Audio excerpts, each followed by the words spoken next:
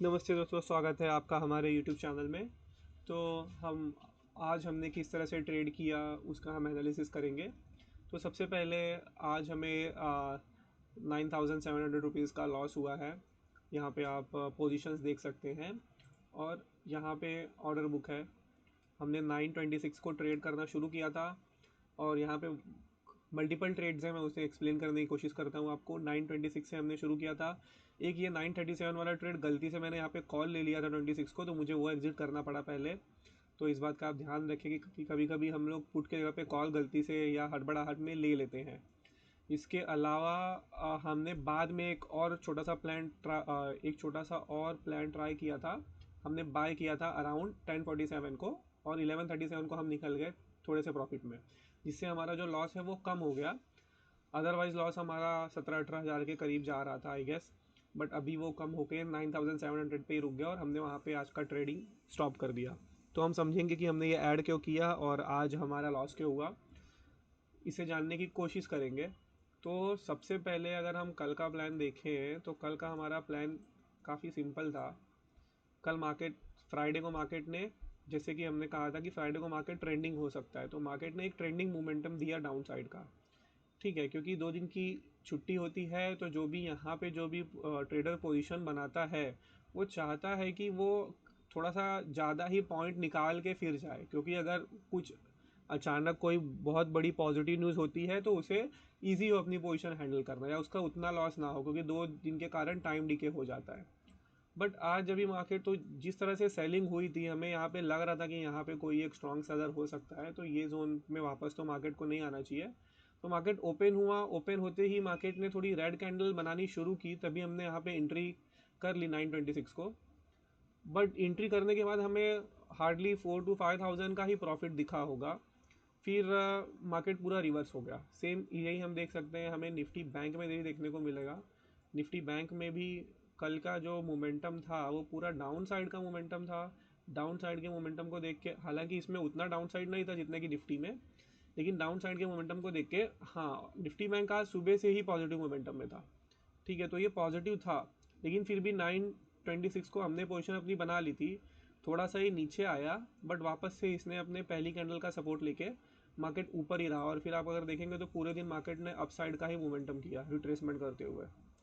तो यहाँ पे हमने एक और गलती इग्नोर की, जो बहुत बड़ी गलती हम मानेंगे, क्योंकि यहाँ पे एक तरह का सेटअप बन रहा है। क्योंकि जैसे कैंडल ने सबसे पहले आई कैंडल और इसने अपने पहला जो उसने लो बनाया उसका वापस से निफ्टी ने ब्रेक डाउन कर दिया।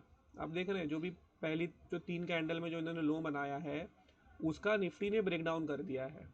बट सेम चीज़ का जो सेंसेक्स है, सॉरी, जो नया बैंक निफ्टी है, बैंक निफ्टी ने जो भी अपना लो बनाया था, बैंक निफ्टी ने जो भी लो था पॉइंट आज का, वो पॉइंट का उसने सपोर्ट ले लिया।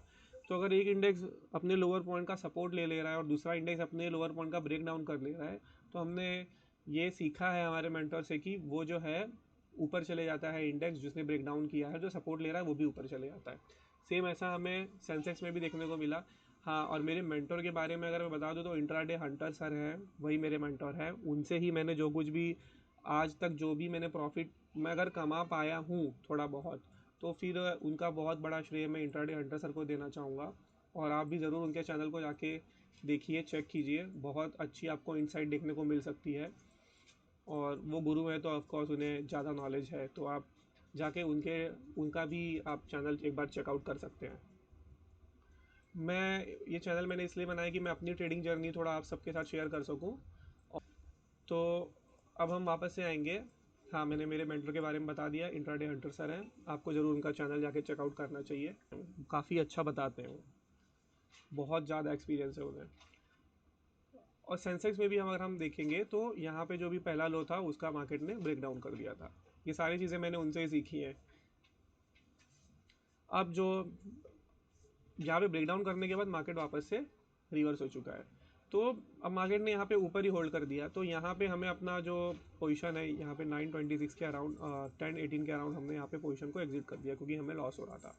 ठीक है, तो लॉस देखते हुए लॉस तकरीबन 17-18 हज़ार का लॉस हो चुका था। हालांकि लॉस लिमिट के अकॉर्डिंग ही था, बट फिर भी मुझे अच्छा नहीं लग रहा था लॉस, क्योंकि यहाँ पे वापस से एक बार मार्केट ने सेलिंग का ट्राई किया बट वापस से मार्केट ऊपर चले गया।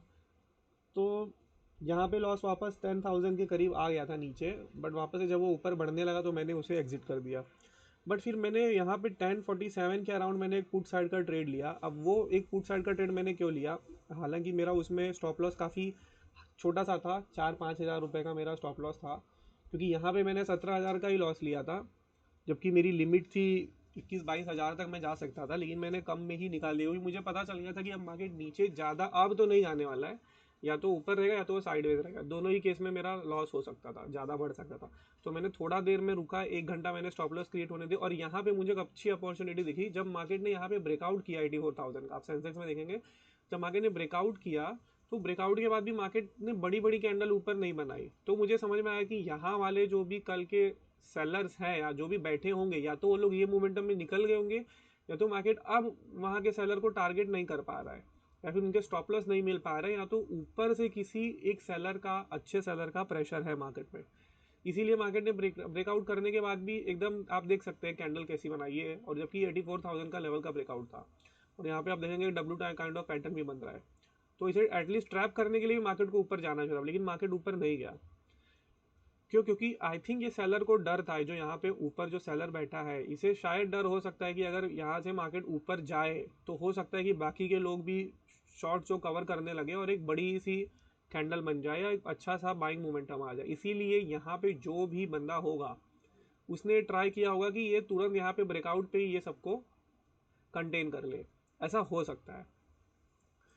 फिर मार्केट यहाँ पे नीचे आया, तो एक तो रिजेक्शन मिलने वाला है इतना मुझे तय था, तो एक हमने छोटा सा ट्रेड किया समवेयर अराउंड, हमें 3,000 या समथिंग का यहाँ पे प्रॉफिट हुआ है वो ट्रेड में। आई थिंक ये 5,000 रुपीज़ का, ये जो 3,000 है और ये 1,700 और 1,700 है, आई थिंक ये है, नहीं एक्चुअली ये 3,000 है और ये 1,700, 5,000 के अराउंड का हमें इसमें प्रॉफिट हुआ हमारी छोटी सी ट्रेड में। उसका स्टॉप लॉस भी उतना ही था और टारगेट भी उतना ही था, फिर मैं निकल गया, क्योंकि फिर मुझे मार्केट में अगर मैं ज़्यादा देर तक रुकूंगा तो फिर मैं ज़्यादा ओवर ट्रेडिंग करने लगता हूँ, क्योंकि मैं अभी भी सीख रहा हूँ, और हमें ज़्यादा ओवर ट्रेडिंग नहीं करनी चाहिए, 1 या 2 ट्रेड मैक्सिमम। अभी ये जो दूसरा वाला ट्रेड भी था, ये भी बहुत रिस्की ट्रेड रहता है, बट मैंने फिर भी इसे लिया, क्योंकि स्टार्टिंग में एक बार आपकी रिस्क की एपेटाइट बहुत ज़्यादा हो जाती है। बट मुझे लगा कि यहाँ पे सही मौका है, अगर मेरा लॉस भी होगा तो 4-5,000 में मैं निकल जाऊँगा, बट यहाँ पे अच्छा खासा प्रॉफिट हो गया 5,000 का, जिससे हमारा ओवरऑल लॉस कम हो गया। तो आज कल ट्रेड में हमने यही सीखा कि अब यहाँ पे सीखने जैसी बात मुझे यही लग रही है कि हमें शायद ओवर ट्रेडिंग नहीं करनी चाहिए। हाँ, मैक्सिमम मैंने 2 ट्रेड में मैं रुक गया, ये काफ़ी अच्छी बात है। एक चीज़ और हमने ये सीखी कि हमें जब भी हम ट्रेड प्लेस करें, कभी कभी ऐसा होता है कि हम बिज़ी होते हैं, हम व्यस्त होते हैं, मैं भी मॉर्निंग में काफ़ी बिज़ी होता हूँ। मैंने आज ट्रैवल करते करते ट्रेड बनाया था, तो बिज़ी होने के कारण हम थोड़े गलत डिसीजन ले सकते हैं। तो आपको ऐसे सिचुएशन में आराम से कामली, भले 1-2 मिनट आगे पीछे चले जाए, लेकिन हमें आराम से ट्रेड बनाना है। ये नहीं कि हमें अभी के अभी ट्रेड बनाना है, जो कि गलती मैंने की। मैंने शायद अगर वो देख लेता था, हालांकि उसमें मुझे प्रॉफिट ही हुआ, जो मेरी गलत से पोजीशन बन गई थी, कॉल की एक पोजीशन, लेकिन फिर भी आपको ध्यान देना है, क्योंकि कल ये गलती बड़ी हो सकती है। तो गलतियों से ही हम सीखेंगे और आगे बढ़ते रहेंगे। तो आज के लिए इतना ही दोस्तों, मिलते हैं अगले वीडियो में। धन्यवाद।